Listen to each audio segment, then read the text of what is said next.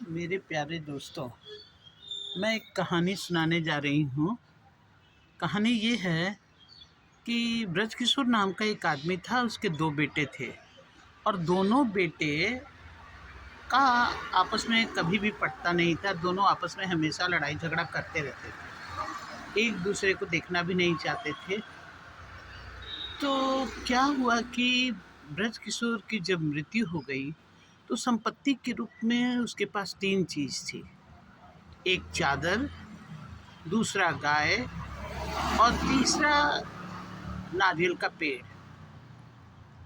अब ये दोनों आपस में बोले कि बँटवारा करना होगा, बँटवारा कीजिए, हम लोग को बँटवारा कीजिए। हम लोग बोले ठीक है। तो सारे लोग बोले कि तुम लोग आपस में विचार कर लो और आपस में बँटवारा कर लो।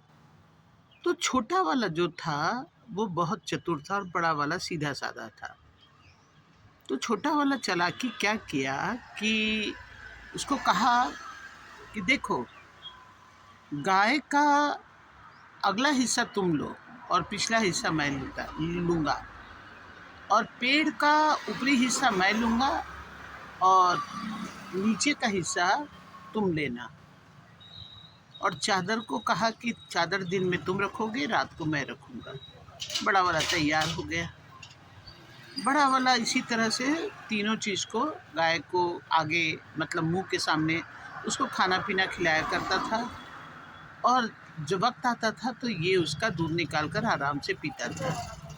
नारियल के पेड़ में वो खाद पानी सब डालता नीचे, और छोटा वाला जो है वो आराम से उसको तोड़ के उसका सारा फल को खा लिया करता था। चादर को भी इसी तरह से दिन में रखता और रात को वो लेकर उसको क्या करता कि आराम से उड़ के सो जाता। लेकिन इस तरह से करते-करते जाड़ा, गर्मी, सब बरसात वो देख के समझ गया क्या कि ये बहुत ही तेज़ है, बहुत चतुर है। तो उसकी चतुराई को देखकर इसको भी लोग कोई सलाह दिए क्या कि तुम ऐसा करो कि जब ये चादर तुम दिन में रखोगे तो इसको पानी में डाल देना, और रात को उसको देते समय उसको निकाल के दे देना। नारियल के पेड़ में जब वो गाछ पर चढ़े तो तुम नीचे से आरी लेकर काटने लगना, और जब गाय का वो दूध दोहने लगे तो तुम 2-4 डंडा उसको लगा देना। इससे क्या होगा, गाय दूध दे देगी। अब ये समझ गया कि इस तरह से जो निश्चित तौर पर इसको कोई सिखाया है तभी ये ऐसा कर रहा है। बाद में अंत में उसको समझौता करना ही पड़ा, और समझौता करने के पश्चात जाकर दोनों मिल बाँट कर रहने लगे। इसीलिए कहा जाता है कि जैसे के साथ जो जैसा करता है उसके साथ वैसा ही व्यवहार करना चाहिए।